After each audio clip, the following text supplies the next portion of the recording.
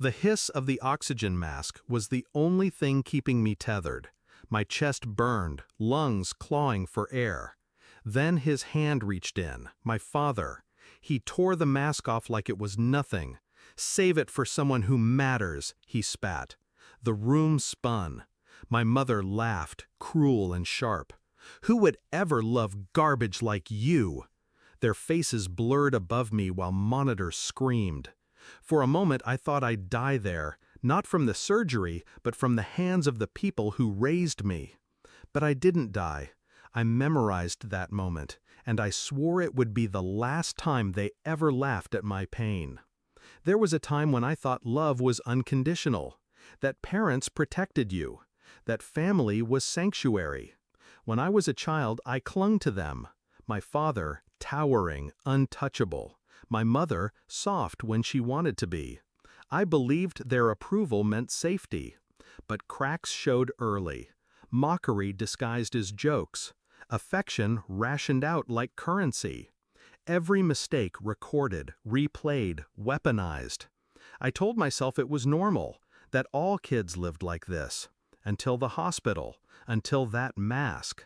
That was the day illusion died. Survival changes your eyes. After I walked out of that ward, scarred and stitched, I began to see patterns I had ignored. The way my father spoke about me when he thought I wasn't listening. Useless, always a burden. The way my mother smiled when others mocked me, never once defending. How the world saw them as respectable, generous, pillars of the community. But behind closed doors, they sharpened their cruelty on me. And it wasn't just words. I found paperwork. My father using my name to hide debts. My mother forging my signature for her fake donations. They weren't just abusive, they were parasites. They thought I'd never notice. They thought I'd stay broken. I learned to wear masks of my own. Quiet, obedient, numb. They thought they'd won. But silence was strategy. I wasn't healing, I was planning. I studied them the way predators study prey. Where they kept documents, who they trusted, how they moved money. Every secret they mocked me with, I stored like a weapon. I didn't need fists, I didn't need screaming, I needed patience. And patience is something the broken know intimately. They valued reputation above all else. That was their weak spot.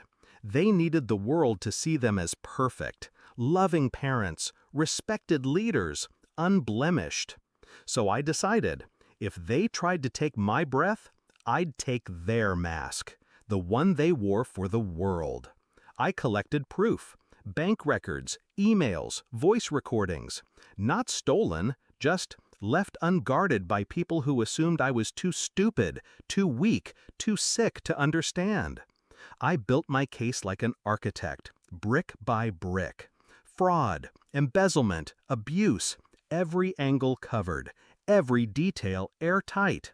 And I chose the place for the reveal carefully, their charity gala, the one night they paraded as saints before donors and cameras.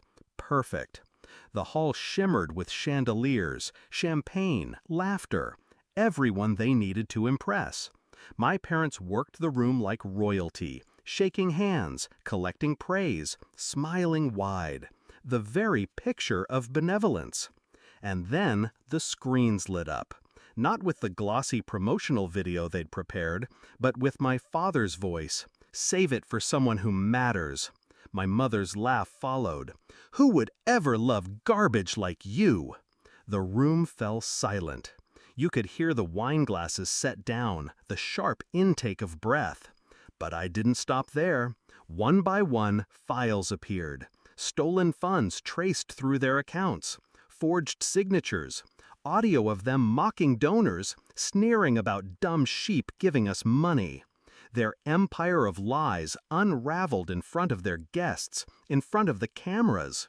They scrambled, shouting at staff to cut the feed, but it was everywhere. Screens, speakers, even the press had been tipped off, waiting with headlines ready. And I stood in the corner, calm, breathing steady. The oxygen mask they once ripped away had become my weapon. My father saw me then, rage in his eyes, veins bursting in his neck. The man who once watched me suffocate now looked like he couldn't breathe himself.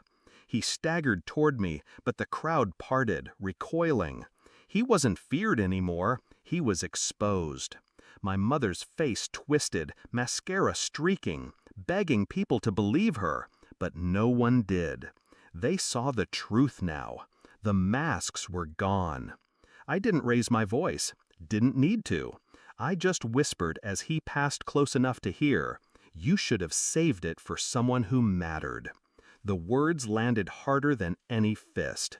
He froze. And in that silence, everything collapsed. They lost everything within weeks. Businesses investigated, assets frozen, friends vanished. Their names became poison. I didn't celebrate loudly. I didn't need to. My revenge wasn't about applause. It was about air. Breathing freely for the first time. And I do. Every day. I inhale without fear, without their hands around my